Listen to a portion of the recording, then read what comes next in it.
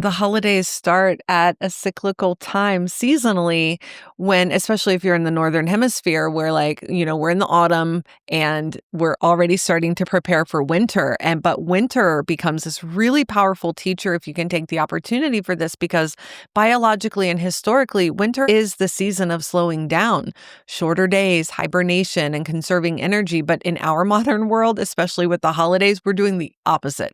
We're staying up late, overscheduling, overstimulating ourselves with noise, sugar, alcohol, and constant activity. That mismatch, it puts a real strain on our nervous systems.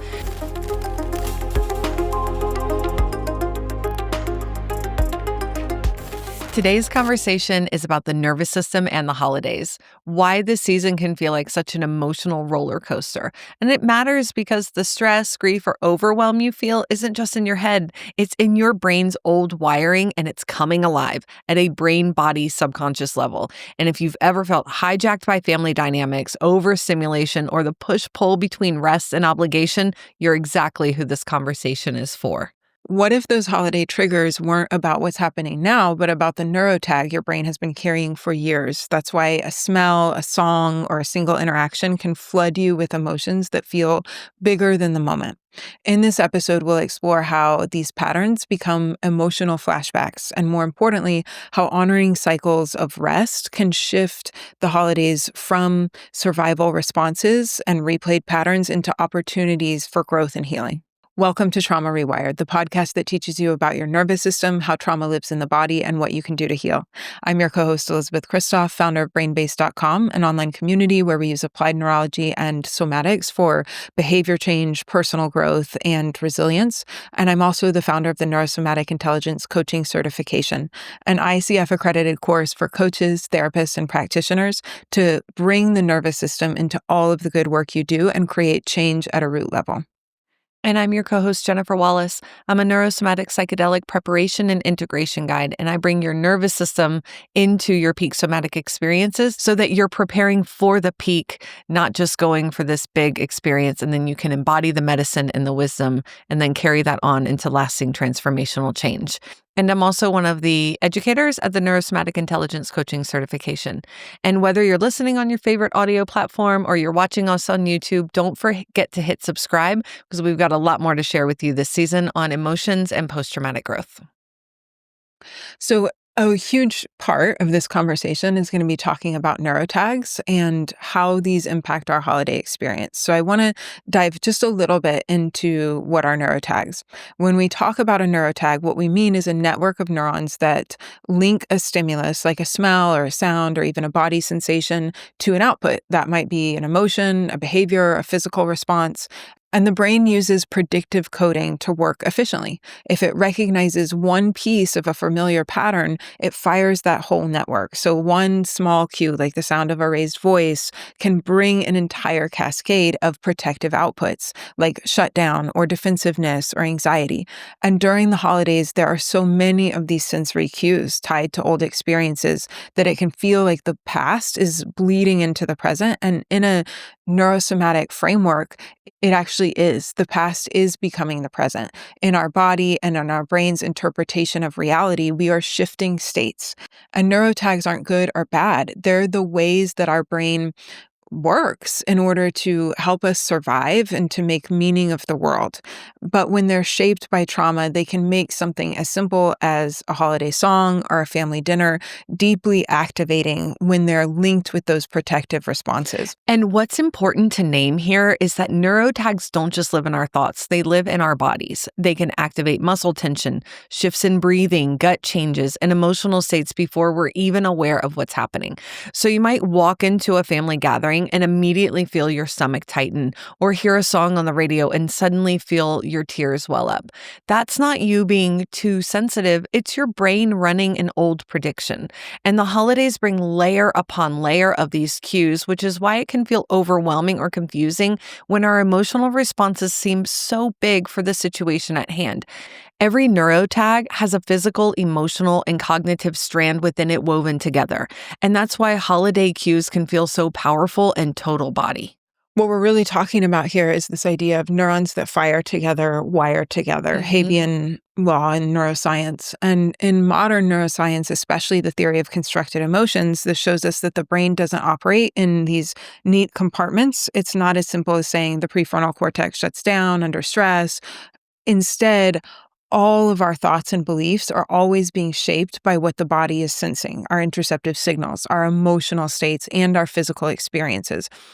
And neurotags are a perfect example of this integration. One piece of the pattern is activated, right? Think of all these little dots with strings connecting, and you pull one up and the whole pattern is brought up. And that brings together physical sensations, emotional responses, and cognitive meaning making all at once. And so that's why when there's something that activates the neurotag in your holiday experience, it isn't just a thought. It's not just your beliefs or your identity. It's not just a feeling. It's not just a physical response. It's all of those woven together, and the whole system is firing. And when these neurotags get activated in the context of unresolved trauma, what we often experience isn't just a memory, but a full body state shift, what we call an emotional flashback. From a neurosomatic perspective, an emotional flashback is a real-time response to a trigger, and that can be an acute trigger, something that comes from your senses, a smell or a sound, maybe even a texture or a touch. Or it can come from your brain recognizing a familiar pattern. It's a real-time response that creates a reaction inside your body, usually one that was rehearsed over and over during childhood or during prolonged trauma and chronic stress. That internal state then becomes the reality you're living in. Guilt, shame, despair, and distrust. The brain literally changes your filters. You are in a different nervous system state that matches your trauma experience. Pete Walker was one of the first who gave us the language of an emotional flashback, and I'm so grateful for his contribution because it validated what so many of us experience. And what NSI adds to the lens of understanding these flashbacks as neurotags firing through the whole system, which helps us bring in tools to change the state from the body up.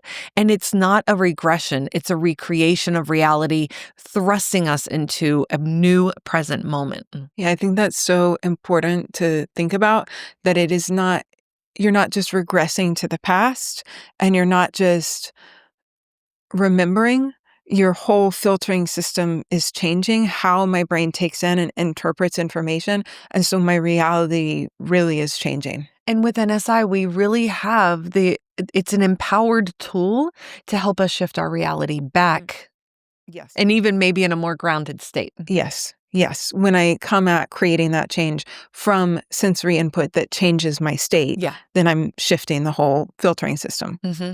So then as we're thinking about emotional flashbacks, we're remembering that we're not just replaying a memory, that we're actively reshaping perception in real time. And remember that our brains are predictive. So it's filtering every bit of incoming information through our body's current state. So that means that once the nervous system state shifts into fear or shame or despair, the brain is scanning the environment for cues that confirm this reality, this internal felt sense.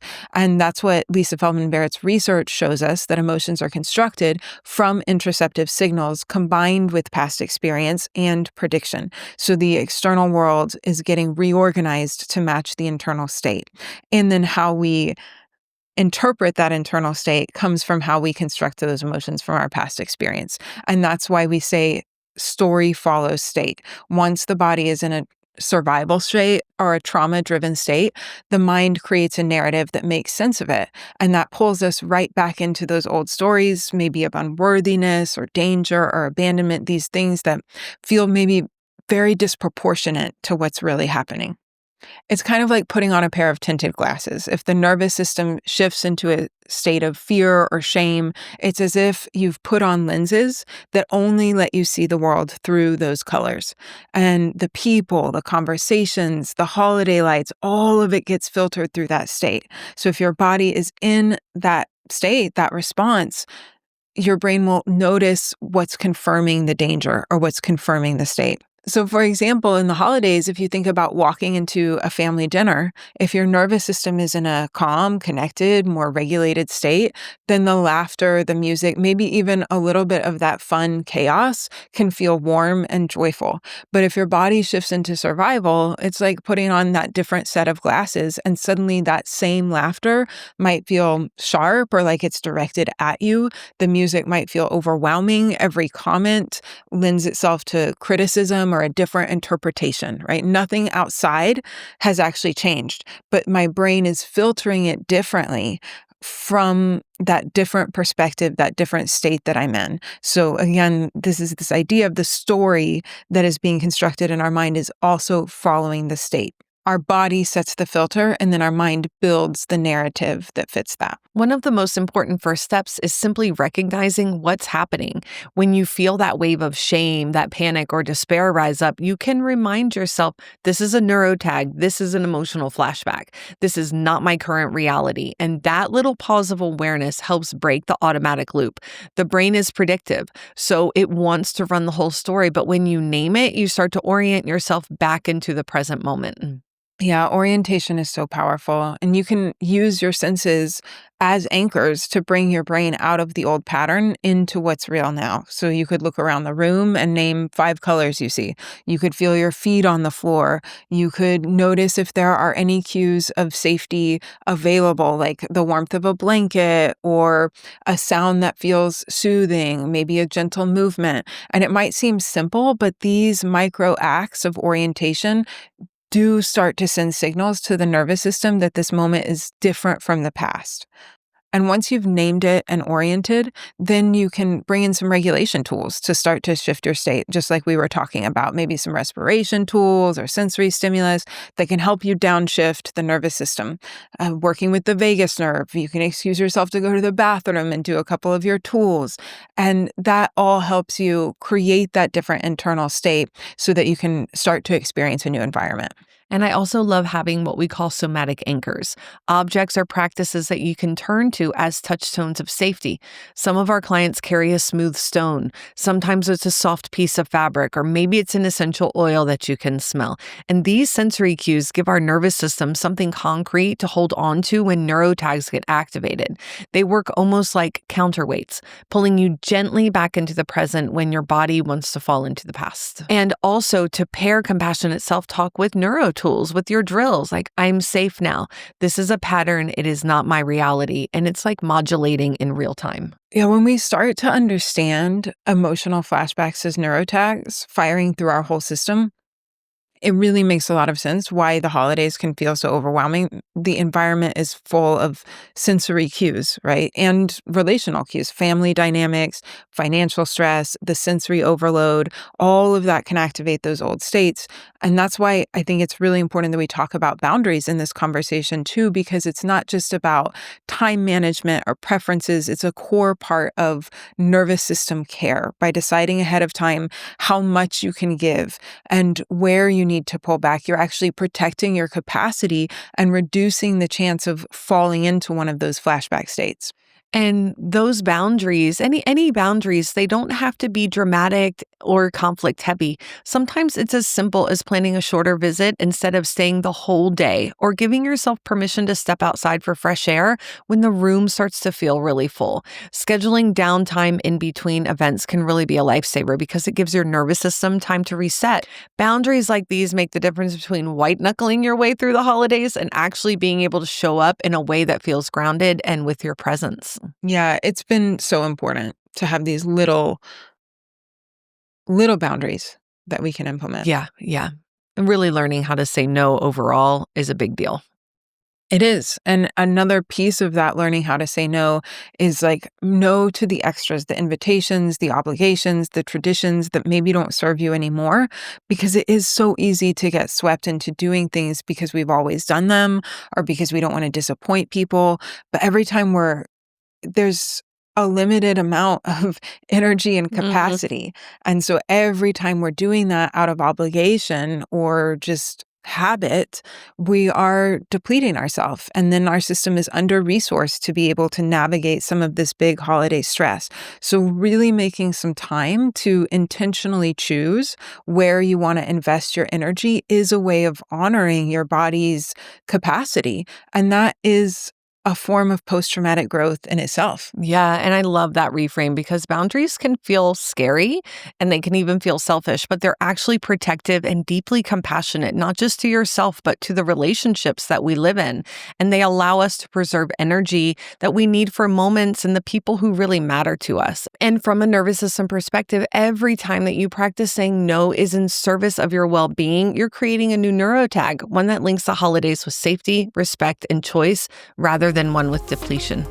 When we talk about boundaries, the first thing I want you to know is there's nothing wrong with you if giving or receiving boundaries or having hard conversations feels challenging, maybe sometimes impossible.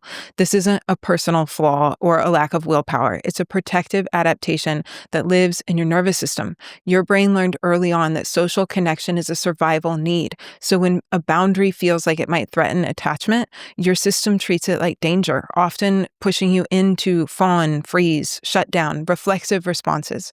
That's why we created Boundary Rewire, to help you repattern those responses at a nervous system level so boundaries can feel safe, natural, and not so stressful. It's a 5-module course packed with neurosomatic tools and guided practices, and it's only $27 through the end of the year. So join us at boundaryrewire.com and start building authentic self-expression from safety and not survival. Yeah, I think, just thinking about boundaries in this season, we talk about this a lot in our holidays episode, but it bears repeating because there's so much cultural conditioning to being really busy during this time. And it's a lot because there's also all of these emotional memories and sensations and the stress load and the financial stress. So at a time when we're facing a lot of additional stress, we're also asking ourselves to go, connect more, be social, have the bright lights. It's just a lot. And I remember in one of our holiday episodes being like, we literally start to match the Christmas holiday decorations.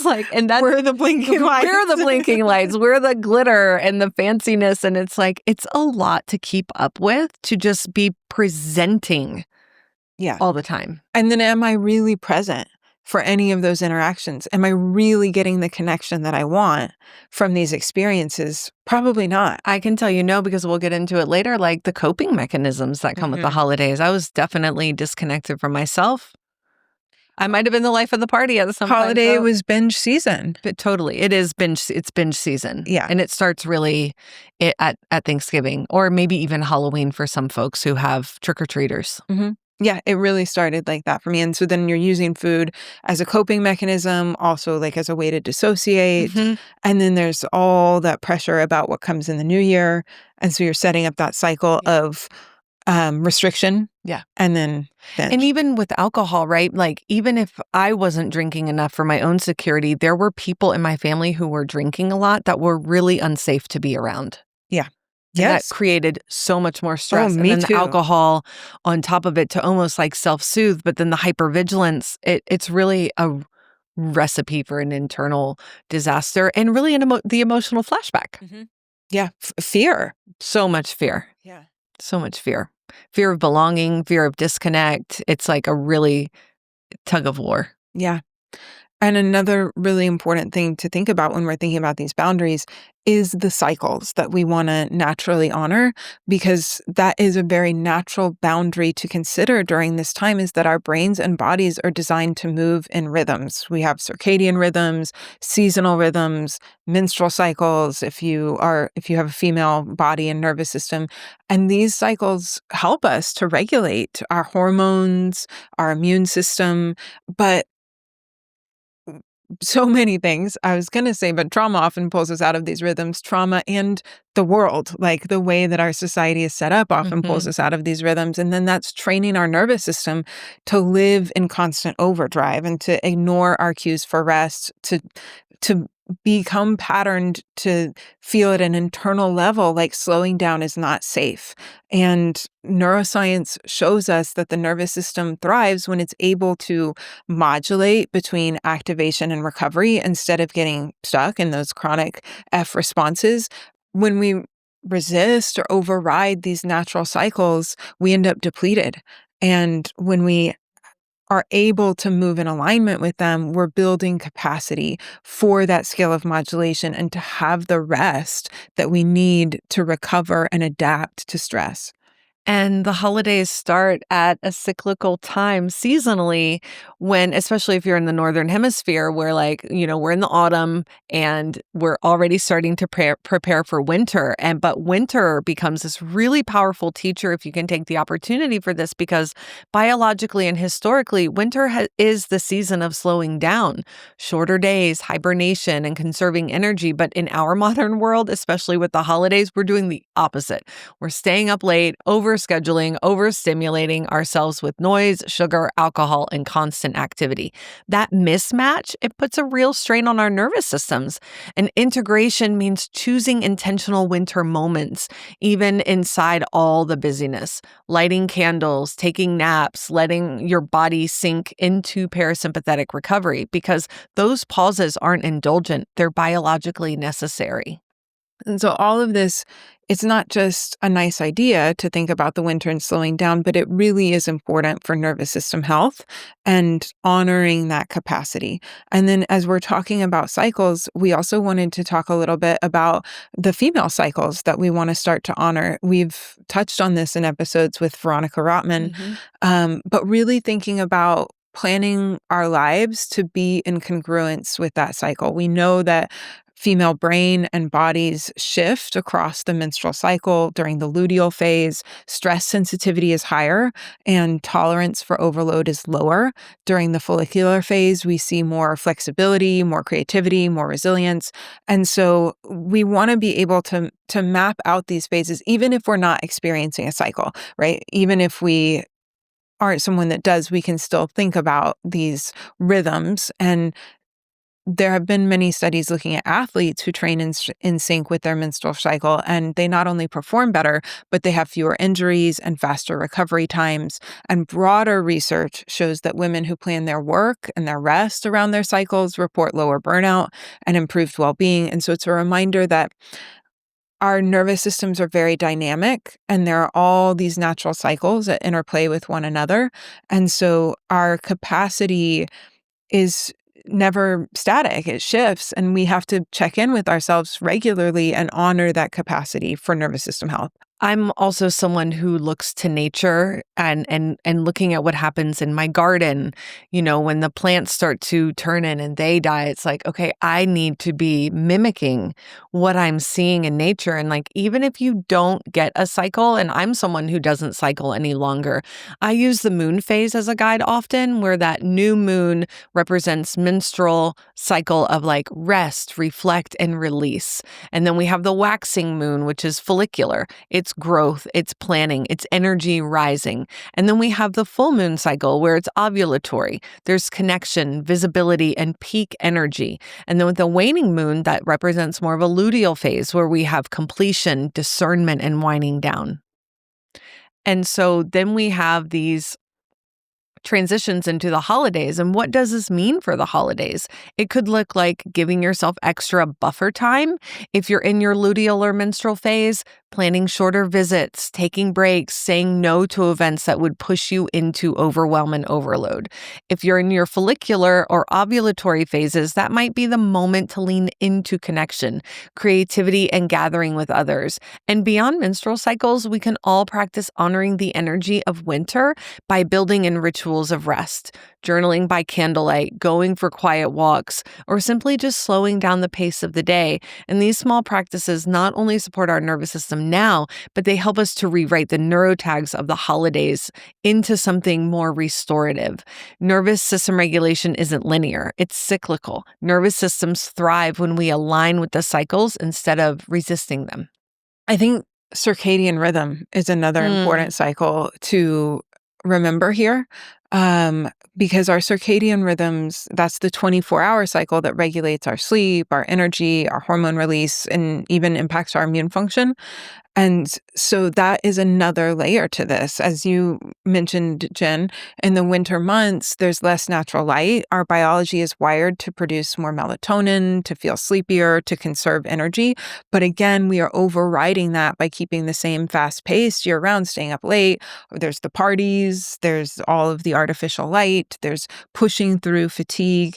And we know that research shows as we disrupt our circadian rhythm, that is linked to stress-related illness. It is much harder to modulate and regulate the nervous system when we're in that state of depletion. There's reduced resilience.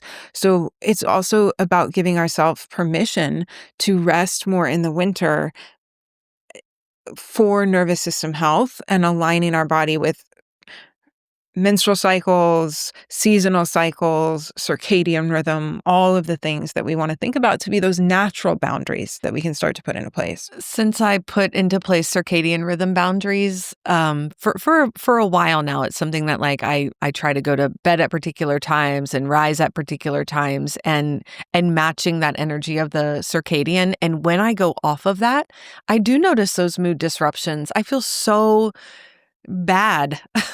Like really does. It's so disruptive.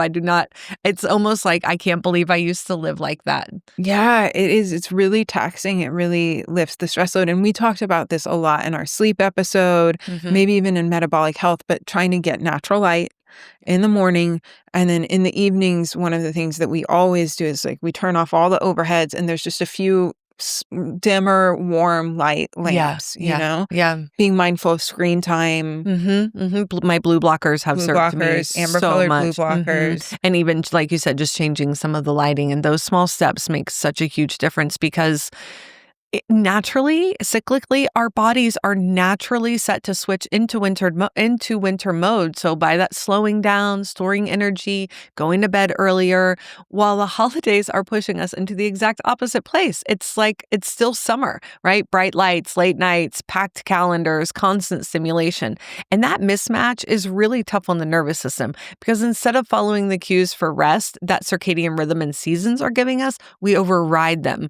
And so it's like no wonder so many people feel exhausted, irritable, maybe even a little bit easier triggered during this time of year because the body is asking us for restoration, and it's the season of demanding acceleration. And I think as we're talking about the holidays in this season that's about emotional processing and post-traumatic growth, it is important to think about how some of these reframes can be conducive to our post-traumatic growth. Because I think when most people hear post-traumatic growth, they imagine this big, dramatic transformation. You know, huge life changes, big expansion, maybe even being able to go out and do more or have a completely different holiday experience. But the science of trauma recovery shows us that growth isn't just about doing more, that true neuroplastic change also comes because we have the ability to rest, that having the ability to rest is part of post-traumatic growth. Yeah. And real integration and creating these new boundaries. So every time you're starting to recognize an emotional flashback in real time, or allowing yourself to leave a party without shame, or taking care of yourself in some little way, you are rewiring your brain's predictive maps. And studies on memory reconsolidation and neuroplasticity show that when we interrupt old patterns with new experiences, we are building fresh neural connections that change how our brain is predicting safety. And that's growth in a sustainable way, even if it looks small from the outside. This is such a powerful, important reframe, especially around the holidays when the cultural pressure is always like, be on, always be social, always be cheerful. And growth might look like saying, I feel my nervous system is full right now. I'm going to step outside for a few minutes. Or maybe it looks like leaving early from a gathering and not apologizing for it. It can be as simple as pausing to breathe before reacting to a family trigger. From an embodied perspective, each of those choices is building new neurotags, associating the holidays with safety, choice, and regulation instead of chaos and collapse. And that's not theoretical. We know from Hebbian learning, neurons that fire together, wire together, as we were saying earlier. Every regulated experience lays down new pathways for the future. Because something that you mentioned earlier, it's like, If I can't rest and slow down, how do I give the soil of my nervous system the opportunity to change, to grow in different ways? If I can't stop and I'm constantly pulling against myself, Yeah. how do you recover to water yourself? Yeah. Yeah, absolutely. I mean, we've talked in many episodes about how important rest is for neuroplastic change in the episodes about sleep, flight episodes, integration, and it's such a key part. And it is, we're kind of deprived of it during a season that is loaded, that is stressful. Because we're deprived of it anyway. So then you go into the holiday season and it's just like cranking the dial up. Yeah, I really believe in what Adrienne Marie Brown talks about as rest is an act of rebellion. It is. It really is. It's a deep way of repatterning. Yeah. And as we're talking about post-traumatic growth, there's also growth in reframing and reclaiming our cyclical wisdom.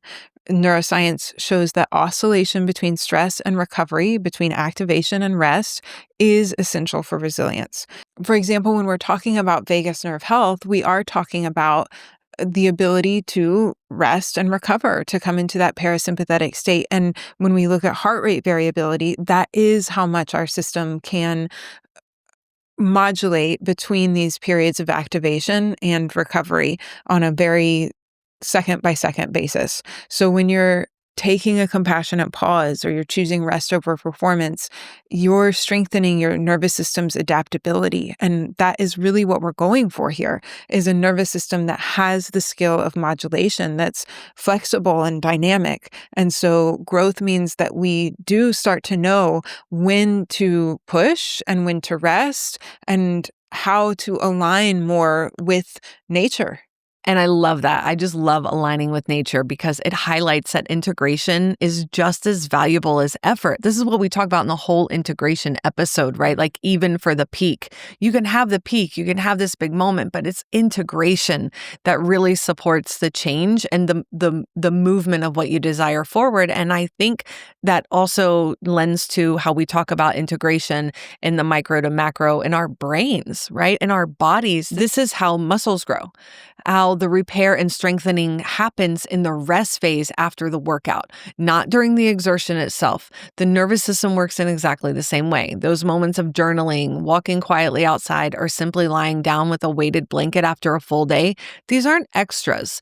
This is where healing actually consolidates. So every compassionate pause is rewriting the holiday script, teaching your body about that this season can hold you not just in stress, but also hold safety, quiet, and maybe even more joy.